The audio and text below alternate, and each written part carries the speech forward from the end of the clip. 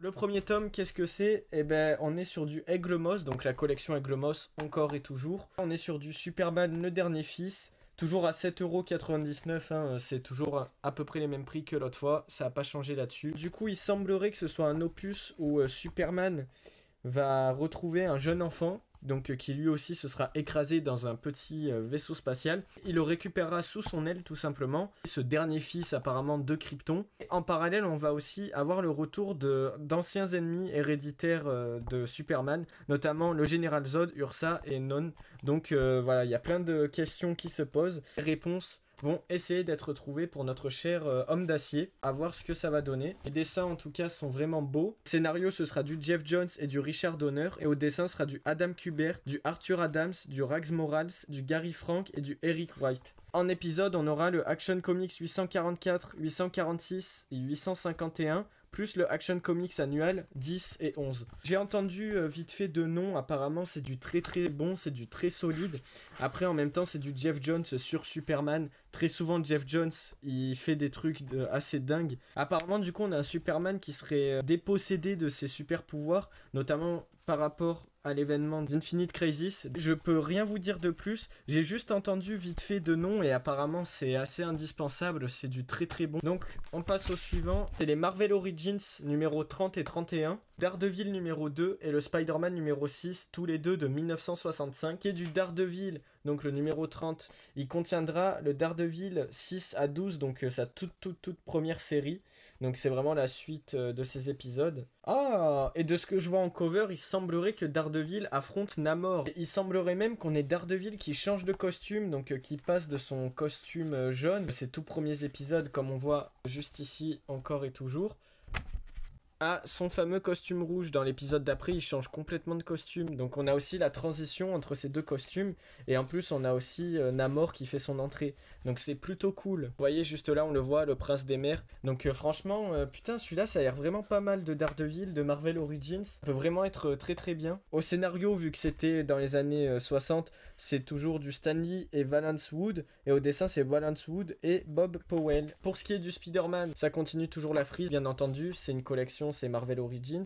Il contiendra quant à lui les Amazing Spider-Man 23 à 27. Au scénar, c'est toujours Stan Lee, au dessin, c'est toujours Steve Ditko. Voilà, on a le petit bouffon vert qui se trouve juste ici, qui apparemment va se faire complice avec d'autres gangsters, des trucs comme ça. Pour ceux qui connaissent le comics L'Histoire d'une vie, donc c'est du Spider-Man. Moi, j'ai celui-là, j'ai que l'Histoire d'une vie toile, donc c'est un sorte de spin-off, entre guillemets, qu'ils ont sorti en parallèle. Et dedans, en fait, on a J. Jonah Jameson qui raconte à un moment qu'il a fait une connerie à Spider-Man, apparemment à l'ancienne, donc dans les années 60, essayer de l'attaquer avec un sort de robot, enfin un truc très bizarre. En fait, ce fameux épisode, on le retrouve juste là. Donc en fait, c'est un vrai épisode vraiment canon, et là j'ai l'épisode duquel ça provient. Et je suis extrêmement heureux, c'est incroyable, c'est un petit bonus de fou. Parce que voilà, pour ceux qui connaissent pas l'histoire d'une vie, un récit qui se déroule dans un autre univers et qui reprend les événements marquants de Spider-Man, mais s'il avait grandi en même temps que nous, les années ont été publiées. Parce qu'en fait, dans les comics, si vous voulez, par exemple, de 1963 à, je sais pas moi, à 1966, pour nous, il y a 3 ans qui s'écoulent, mais dans le monde des comics, il y a peut-être 2 semaines qui s'écoulent. Du coup, tout ce qu'on lit en 3 ans, bah, en fait, eux, ils le vivent en 2 semaines. Du coup, je trouve ça incroyable d'avoir ce fameux épisode qui est repris dans l'histoire d'une vie pour faire tout ce truc-là. On passe au suivant. Les deux là, pareil, je vais les faire de pair parce qu'ils marchent en pair et que je les ai achetés récemment. Cette fois, on part dans la collection Marvel Comics, la collection de référence, c'est celle qu'on fait le plus dans ses lives et dans ses vidéos. Les deux, c'est des titres X-Men et je vais les faire de pair parce que en fait, ils font partie de la même série. Donc, à savoir les épisodes d'Astonishing X-Men épisode 1 à 6, et celui-là c'est de l'épisode 7 à 12, donc vous voyez que c'est vraiment les 12 premiers numéros avec ces 2 volumes. Le premier de la série c'est X-Men les surdoués, donc au scénario c'est Joss Whedon et au dessin c'est John Cassaday. Dans cette série d'X-Men il semblerait qu'en fait il y ait Cyclope et Emma Frost qui forment un tout nouveau groupe de X-Men, tout un truc autour du remède mutant, va y avoir des émeutes, va y avoir des nouveaux ennemis. Les dessins sont vraiment bien, c'est du moderne, que là pareil je pourrais pas plus vous dire que ça. Je vais pas vous mentir, j'ai pris parce que c'était du X-Men et en fait j'ai aussi pris les deux ensemble parce que vu que je pouvais prendre que 2 comics, en fait, je me suis dit, bah autant prendre les deux, au moins ça me fait une sorte de continuité où je peux avoir les 10 premiers épisodes et pas seulement 6 ou je sais pas combien. Et pour ce qui est le deuxième, donc c'est toujours pareil, cette fois c'est X-Men Dangereuse. Donc apparemment dans celui-là, ce qui va se passer, c'est qu'il semblerait qu'il y a un meurtre qui va se commettre au sein de l'école de Xavier. Et apparemment, ils vont se rendre compte au final qu'il y a un redoutable ennemi qui se cache parmi eux, qui en fait les étudie depuis très longtemps, qui est là depuis plus longtemps que ce qu'ils pensaient.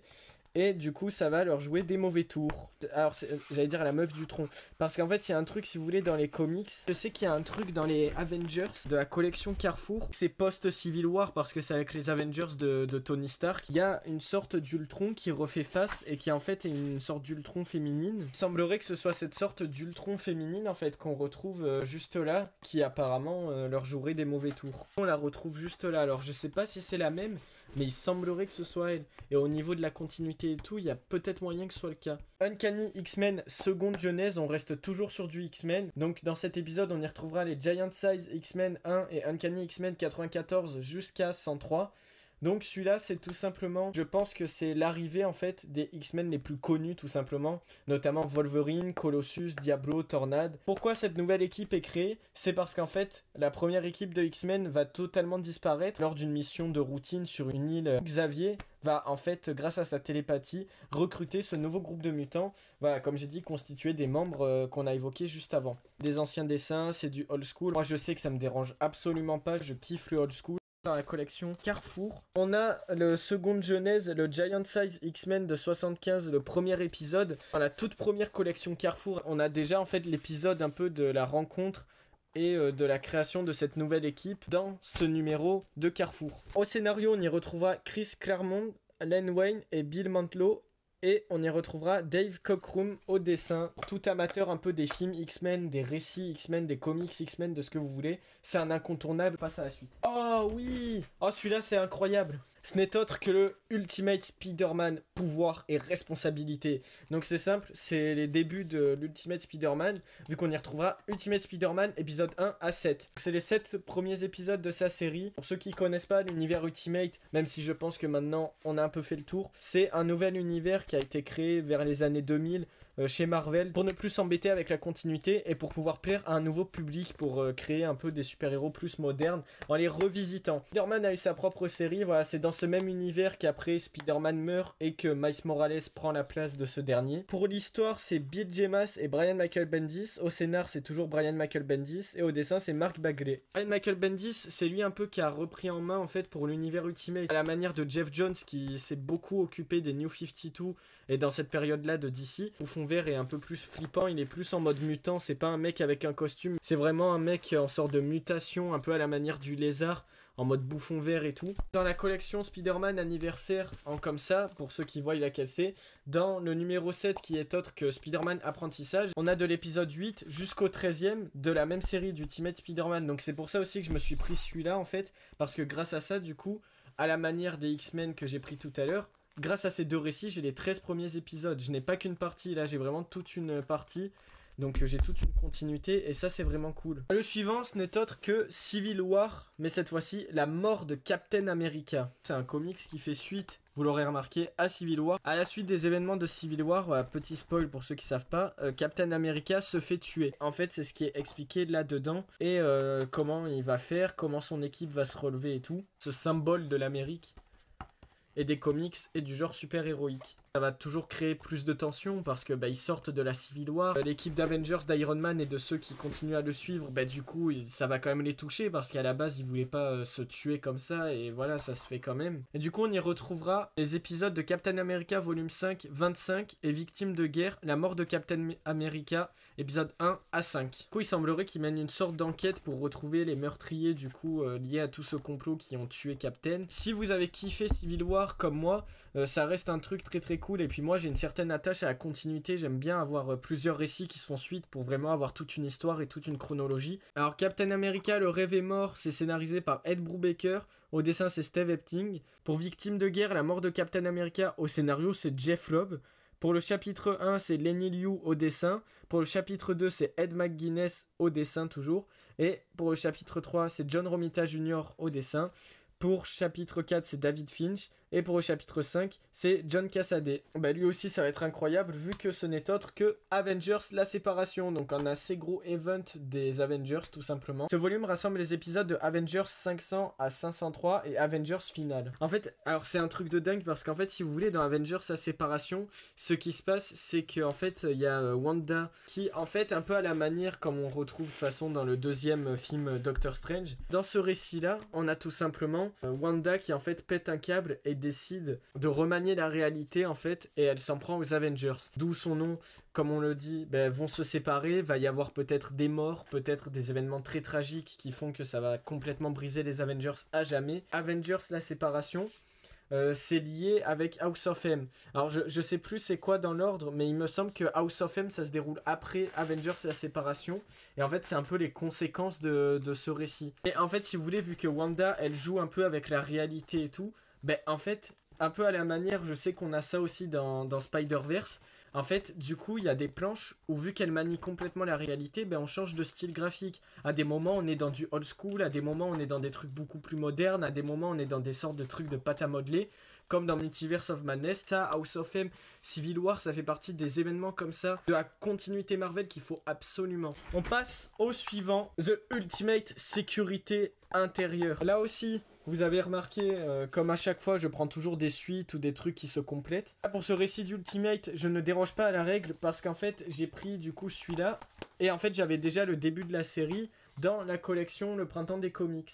On a la série Ultimate de 2002, épisode 1 à 6. Dans celui de Hachette que j'ai acheté, on y retrouve toujours la même série, mais épisode 7 à 13. Donc vous voyez, il y a vraiment une suite qui se crée. Au scénario, c'est du Mark Millar et au dessin, c'est Brian Hitch. Donc ça rejoint ce que je disais tout à l'heure sur Spider-Man. C'est l'univers Ultimate, c'est un nouvel univers plus moderne qui est complètement différent de la continuité. Et là, en fait, les Ultimates, si vous voulez, c'est les nouvelles origines des Avengers de cet univers. Donc, qui sont beaucoup plus sombres, qui sont assez différents de la version de base. Je suis content d'avoir au total les 13 premiers épisodes de la série. Donc, vous voyez qu'à force de prendre des petits trucs à droite à gauche, d'achètes, de d'autres collections et tout, j'arrive à me faire des petites histoires comme ça de séries, donc je suis assez content. Donc Ultimate, je connais, c'est assez incroyable, il y a un côté très blockbuster, voilà, là il y a Hulk et tout, enfin c'est assez cool. C'est ce qui va inspirer la suite de la continuité aussi de Marvel, parce que c'est grâce à l'univers Ultimate et à son succès qu'en fait ils vont appliquer ces codes là, donc le côté plus moderne, le côté plus sombre, le côté plus mature, le côté plus violent, avec des super héros qui sont un peu plus anti-héroïques ou qui ont une morale plus douteuse. Du coup ils vont s'en inspirer Marvel pour la suite de leur univers dans la continuité principale. Là il nous en reste plus que 2, donc là on a le The Amazing Spider-Man Confession. Ce volume rassemble les épisodes d'Amazing Spider-Man volume 2, épisode 37 à 45. Au scénar c'est J. Michael Straczynski et John Romita Jr. au dessin. C'est la suite, et cette fois ça me fait directement suite à un autre tome Hachette que j'ai acheté, donc lui je l'ai depuis des années, je l'ai eu en fait au moment où il est sorti, Spider-Man Vocation, qui lui en fait contenait les Amazing Spider-Man volume 1, 30 à 35. Oui, il manque l'épisode 36 entre celui-là et celui-là, mais l'épisode 36 je l'ai juste ici dans la collection Spider-Man qui lui a été dédiée pour son anniversaire. On le retrouve juste ici, en fait c'est un épisode bonus hommage aux attentats du 11 septembre. Ça c'est juste ouf parce que du coup ça me fait une propre série. Donc en fait si vous voulez, dans celui-là il y a l'identité de Peter qui va être révélée à Tante May, et du coup en fait dans cet épisode on voit en fait comment elle l'appréhende, comment elle fait et tout.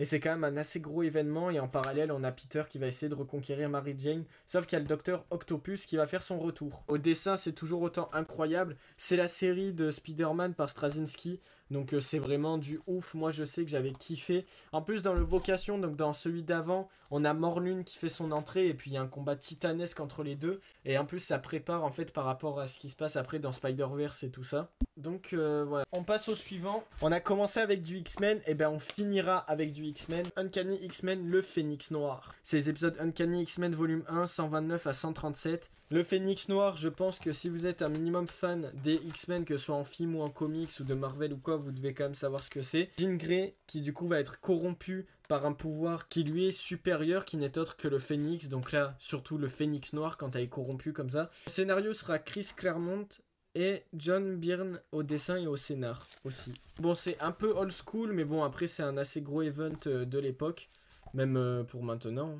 Ben, le destin du Phénix, lui aussi on retrouve cet épisode dans le X-Men de la collection Carrefour que je vous ai montré tout à l'heure. Et lui, comparé à la série où tout à l'heure où je savais pas trop quoi vous dire, lui je vous le recommande directement et je saurais vous dire que oui, effectivement c'est un indispensable, c'est un classique et il vous le faut absolument.